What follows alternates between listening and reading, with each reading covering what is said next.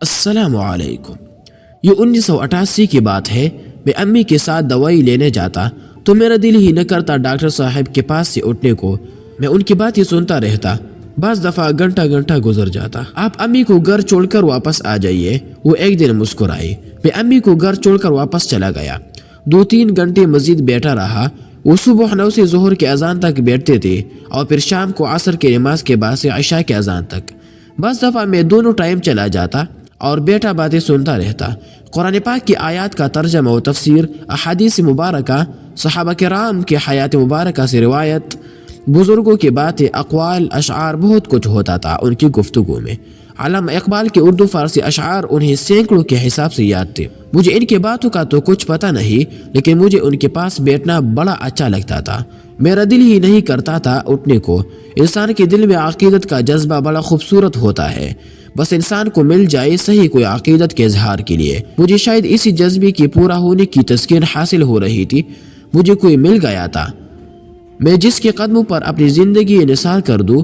میری طبیعت نمازوں اور تلاوت اور نیک اعمال اور پرہیزگاری اور تزکیے کی طرف مڑ رہی تھی۔ مجھے اچائی اور نیکی کے احساسات اچھے لگنے لگے تھے۔ میرا دل ہی نہیں کرتا تھا ان سے نکلنے کو۔ ڈاکٹر صاحب کے ہاتھ سے چوئی ہوئی چھوٹی چھوٹی پرچیاں، نسخے، اقوال، کتابوں کے نام آج بھی میرے پرانی کتابوں میں بک مارکس کے طور پر مل جاتے ہیں۔ دراصل ان کے ہاتھ اور لمس سے لگی ہوئی ہر چیز میرے لیے قیمتی بن جاتی تھی۔ میں ہر چیز محفوظ کر لیتا تھا۔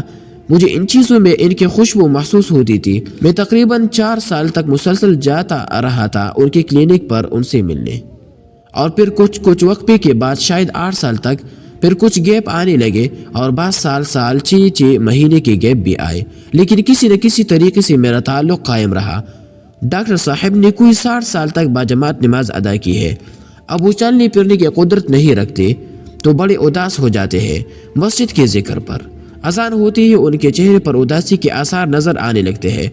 بس دعا کرے اللہ تعالیٰ مسجد تک جانے کی ہمت دے دے۔ پہلے دنوں میں ملنے گیا تو فرمانے لگے۔ میرے آنکھوں میں آنسو آ گئی۔ میں نے منہ دوسری طرف پھیر لیا۔ ڈاکٹر صاحب جیسے بھی محبت کی ہوگی کسی نے نماز اور مسجد سے، میرے بیٹے مجھے لے گئے تھے وہیل چیئر پر بٹھا کر، لیکن وہ بات تو نہیں بنتی جو پاؤں سے چل کر جانے میں ہے۔ وہ دماغ سے مسکرائے۔ ڈاکٹر صاحب کے پاس بیٹھ کر آج بھی میری طبیعت کھل جاتی ہے۔ مجھے اپنے اندر خوشبو سے محسوس ہوتی ہے۔ اس دن میرا دل کرتا ہے میں اور زیادہ تلاوت کروں اور بھی خوشی سے نماز پڑھوں۔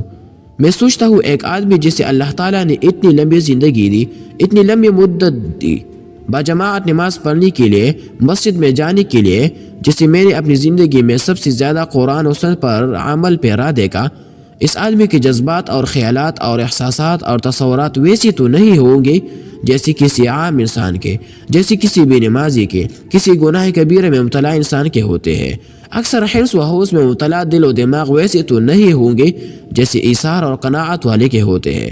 میں سوچتا ہوں ایسے انسان کے پاس بیٹھنا خوش قسمتی نہیں تو اور کیا ہے، جسے اللہ تعالیٰ نے اتنی لمبی مدت عطا کی ہو۔ نیکی اور پرہیزگاری پر استقامت اختیار کرنے کی ان کے پاس بیٹھنے کا مطلب یہ ہے کہ میرے اندر بھی ویسا کوئی نہ کوئی فیلنگز پیدا ہو سکتی ہے۔ جیسے ان کا دماغ گناہوں سے دور ہے، ویسے میرے اندر بھی کوئی گناہوں سے پرہیز کرنے اور دور رہنے والا دماغ پیدا ہو سکتا ہے۔ اور شاید ایسا ہوا بھی ہے، لیکن ایک بات جسے میں اگنور نہیں کرتا وہ یہ ہے کہ اگر کسی کو یہ سب محسوس نہیں ہوتا، اگر کسی کو ڈاکٹر صاحب جیسے انسان نہیں ملتے، تو ضروری نہیں کہ ہدایت اور پرہیزگاری کا بس یہی ایک راستہ ہو۔